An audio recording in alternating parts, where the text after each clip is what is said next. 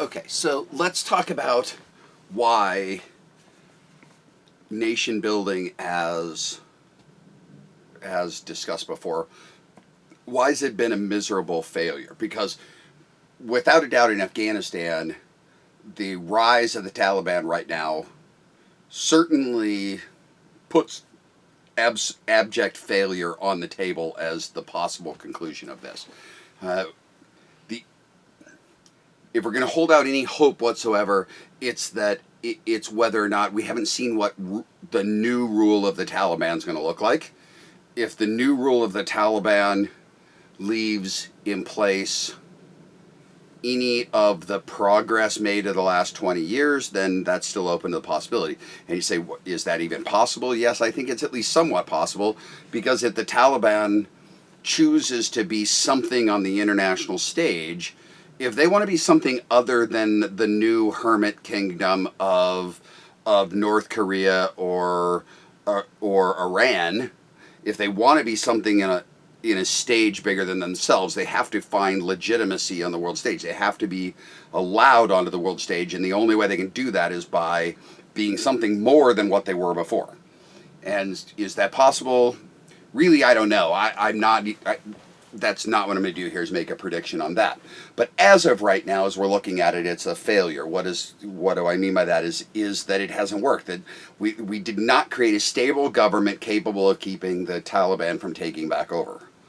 Okay? and how far did we get in doing that? Well, Afghanistan had a road system, a communication system, and an education system, and power and water, and in many ways they'd had the trappings of a modern world, and so they had the ability to do it. We had trained, the word on the street is we trained 300,000 troops there. That's a garbage number. That number is lumped together. And what they're lumping together is civilian and military. So that 300,000 number would be the police forces that we trained in a civilian police force sense in Afghanistan, and the military sense. So the military is 170,000, something like that, and that means the police is 130,000, something like that. So, and that's what you have and where do we get that model? Of course, we build it on the Western world. That's how the Western world does it.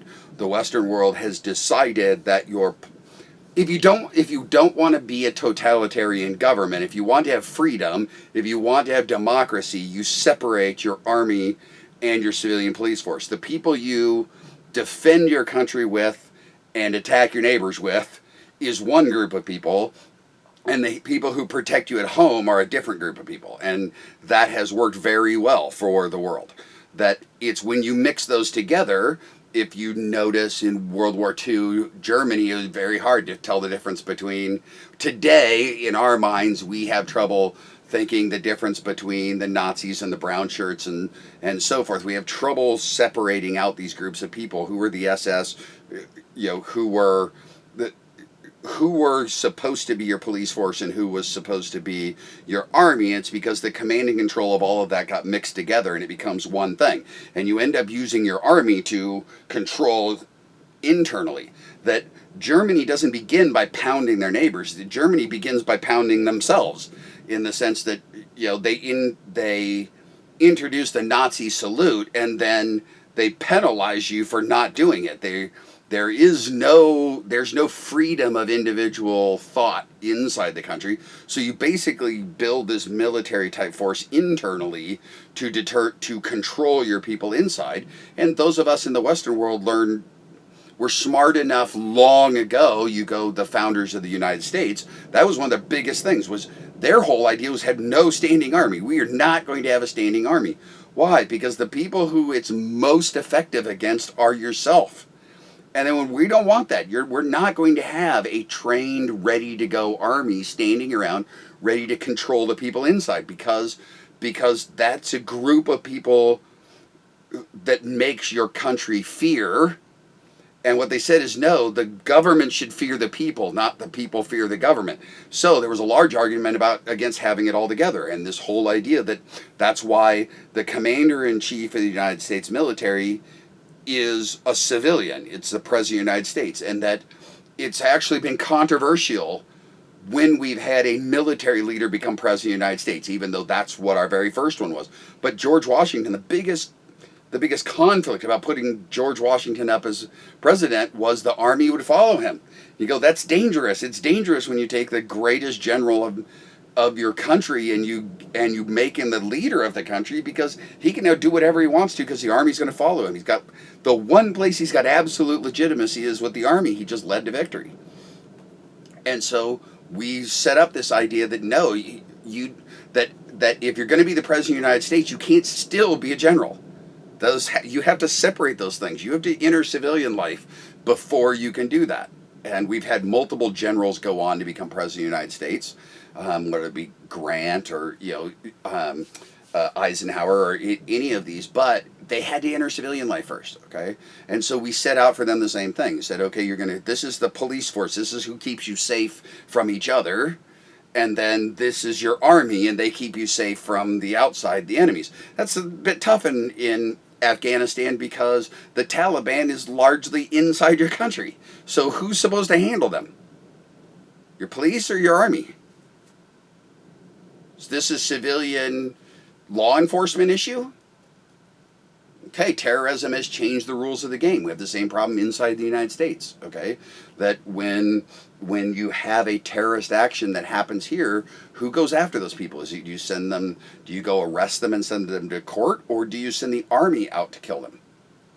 Okay, when it's an act of war, when it looks like an act of war, when they declare it as an act of war, okay?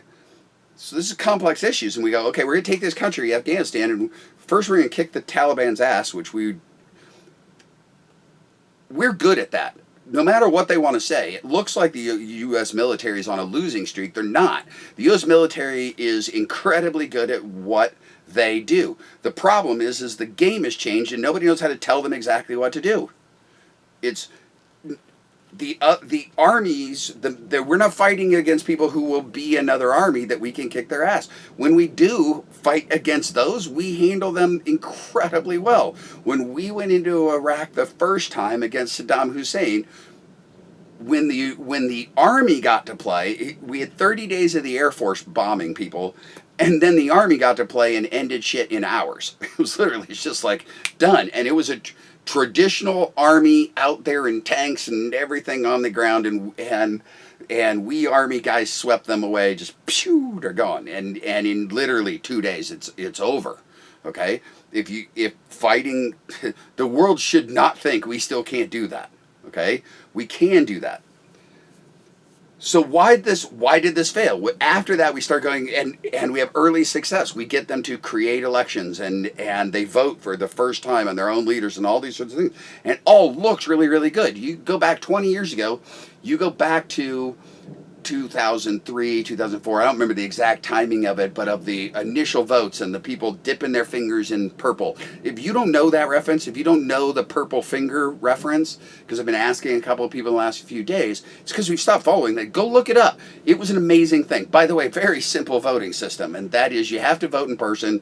You get your one vote, and then you stick your finger in purple ink, and now for the next few weeks, you've got a purple finger, which means you can't vote again. Okay, that's, wow, geez, so dang simple. You don't need ID, by the way. You don't ID because you identify everybody who did vote. Okay, so that's what they did. But it was such a celebratory thing. It was it's happened. They voted. They succeeded. All of that. And they're excited to do it. People stand out there in lines, the whole thing. They are excited about it. It looks like success. So here we are 20 years later, 15, 16, 17 years later from that point, and it's utter failure. Why is it utter failure? And from our side, I think the primary failings we had were twofold. First, this is a challenging one. First, we didn't acknowledge who they were to begin with. And that's the hard one, is going, okay, how do you make this compare? How do you deal with who they've always been before? If you take Germany, Germany was already a fairly westernized country when Germany is rebuilt after World War II. And so them becoming a European democracy is not a huge step. That Hitler comes to power through a democratic process. It's just putting all that back into place and becoming a westernized, rejoining Europe. Japan, it's a bigger step. Japan's got an emperor who has been absolute. It had this military complex within, but beneath the power of the emperor and so forth. And so Japan really needs to be the model we look to, because Japan is religiously different than the Western world. It's culturally different than the Western world. And yet they enter the world as we know of today, and to become the country of today. And it really leads us to thinking that we can do that. And that's kind of the model that we look at in Afghanistan, of going, okay, they're different, they think differently and so forth, but it doesn't mean these ideas won't work. And I've long, through the 20 years, had arguments with people saying you're imposing your idea of freedom on them, your idea of liberty. And I've said, no, freedom is not an imposition. It is the natural state of the human being. Human beings want to determine for themselves.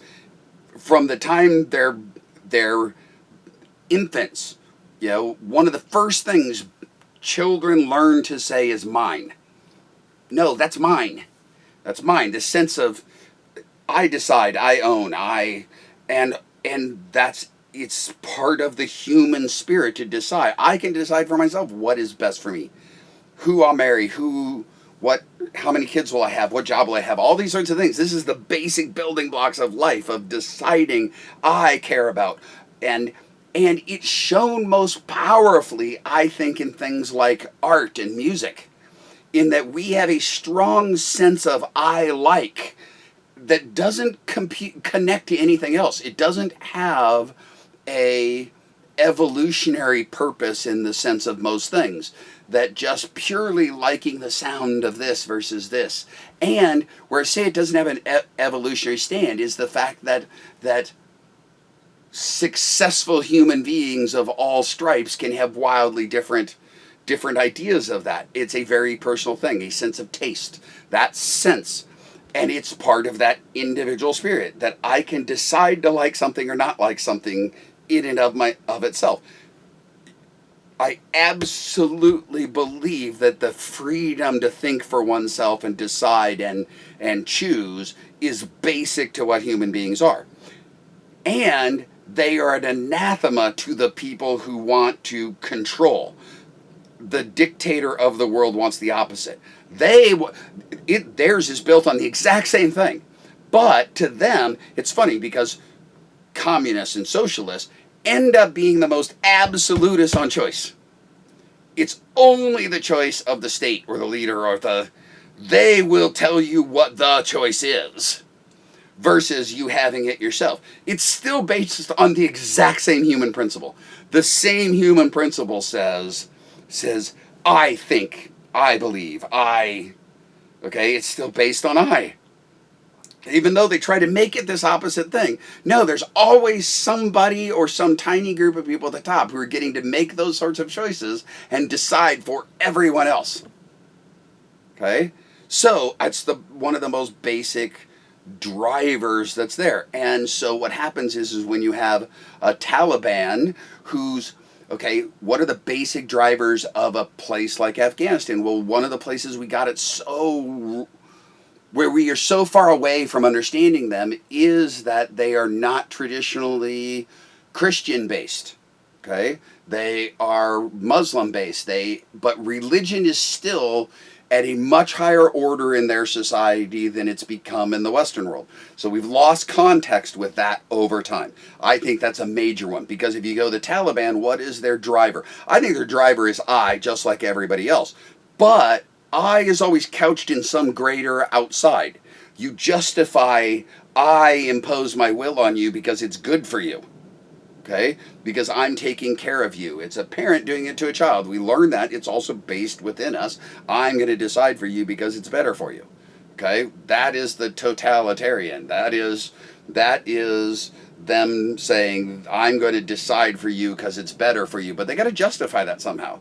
What makes me right? Well, one of the most powerful ones is God said I'm right. Says I'm more right than you, so I'm going to impose upon you doing the right thing. And that is very powerful there. And I don't think we ever took seriously the power of that and the level of that, and give context to that in a way that how were they going to exist within society together. Okay? Well, how do other places do it? How did it work in Japan and Germany? Well, I think a giant piece of how it worked in Japan and Germany was by the fact that they were given something else that ranked on the scale for society, maybe not for the individual, but for society, we had to give them something that gave them future. Why do human beings like religion so much? And I believe in God. I absolutely believe in God. I'm looking at this from the outside view looking in. What place does God play in society from the society standpoint? Why do they want people? Why would you want people to believe it? And it's because it gives them something, and what it gives them is hope. It gives them a hope for something bigger than themselves, something out there, something to live for. But in Western society, we have others as well, and that is so. The Great Gatsby is the based idea of fame and success, that you can achieve something.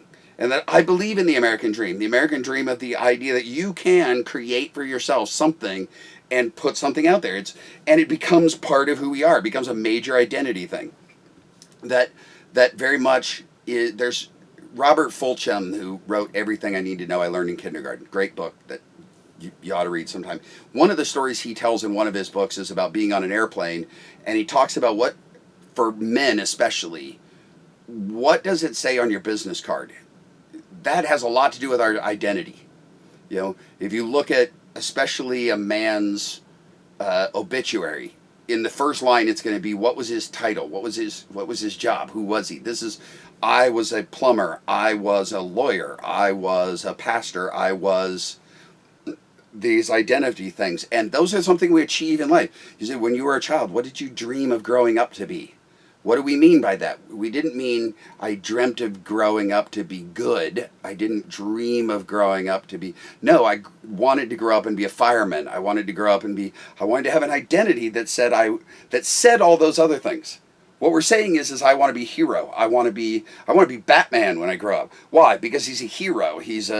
Why do we like comic book heroes? It's because that's what we want to be. We want to be great and good, and we can't put those things into words so well. It's hard for us to go, I want to be great. I want to be good. I want to be a hero. I want to be... So instead, we put titles on them like we take the people who are most like that in our society, like firemen and soldiers and these sorts of things, and Batman, and we decide that's what we want to be. That's Jerry Seinfeld talks about why do we like guys growing up, Superman, Batman, those sorts of things. What were those? Those were options for us. I'm going to be Batman. I'm going to be Superman. I'm going to be Babe Ruth. I'm going to be. We all want to be that, okay? And in America, we believe we can do that. I think even today, with all the pissing on all of that stuff that I see all of the time, people really do still believe it. They really do still believe I can be something. Okay? If you're a 15-year-old boy in Afghanistan, what are you going to grow up to be? I don't think we ever figured that out. I've been telling people, one of the big problems with Afghanistan is really in the modern world, maybe it should be a place nobody lives. Because you go, of all the choices in the world, it's a pile of rocks in the desert. It doesn't have the building blocks of success in the modern world.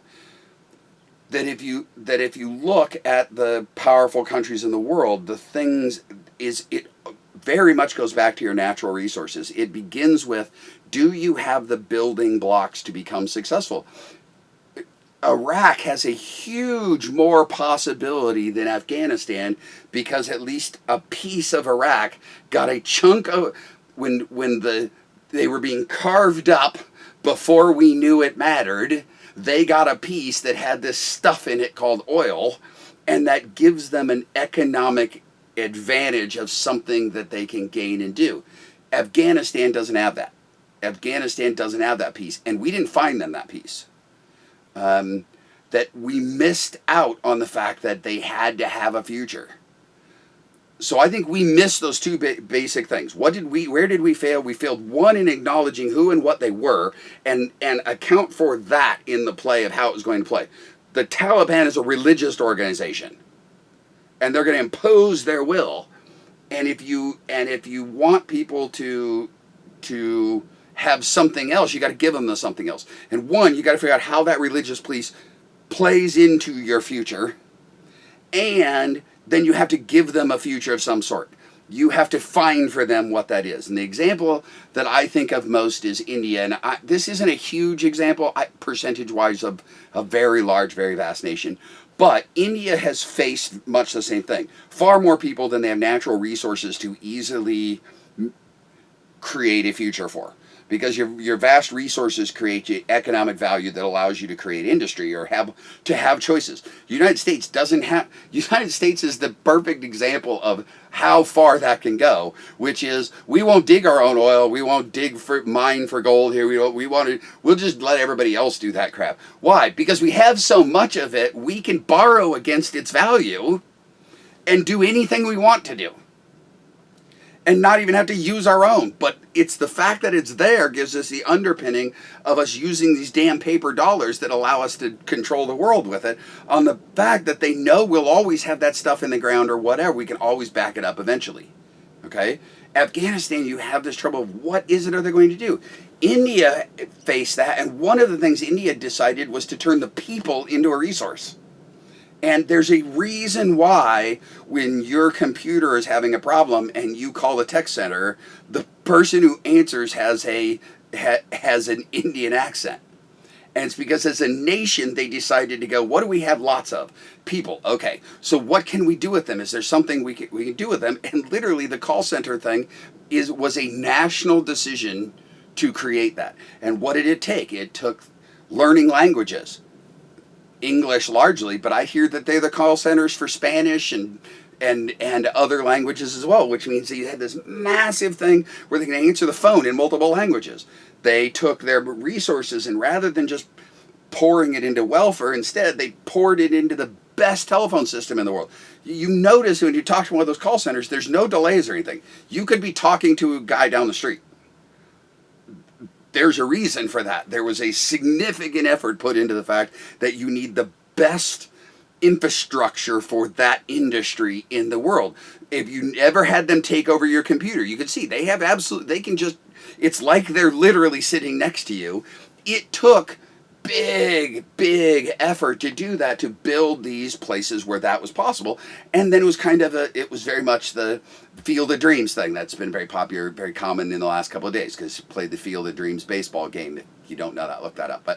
But it was, if you build all of that, then the companies will come in and build it for you. And they built call centers and Dell computers or whatever as a call center there, or they outsource to a call center there, and there's rooms and rooms and rooms of people. So you pick up a number and dial, and there's somebody there, and then they figured out a system to make people who weren't experts on computers be your computer expert, which is kind of cool, because very often those people don't know jack about computers, but they're very good at flipping through a book and asking you a question and following the flow chart to give you the answer that you need. And it was this brilliant thing. Afghanistan needs the same thing. The U.S. military has been the largest buyer of opium in the world. Why? Because we was bought into they grow opium. Well, can we get them to grow something else? No. Well, then let's just buy all the opium and we'll burn it in the desert. So we buy opium and pour it in a hole in the desert and light it on fire. Which is crazy. We failed because we failed in giving. We put all the roads there and everything. Roads and phone lines and all that stuff. But where does it go to? I don't think it led to any place. I don't think it leads to the future. And thus, their hope or whatever falls back to religion, and we didn't figure out how that was going to integrate into a society that could exist alongside the world in a peaceful way right now. So I think we missed giving them the building blocks or helping them find the building blocks so that a 12, 13, 14-year-old guy in Afghanistan has a vision of, I can be a hero, I can become something someday. And that leaves them going, I don't have anything. And that leads them awfully susceptible to the Taliban going, hey, come on, we'll give you a future. We'll give you a gun and you'll have power and you can go kill the infidel American. Now you can be a hero for your people, and your people are the Taliban, and the Taliban wants you to kill Westerners.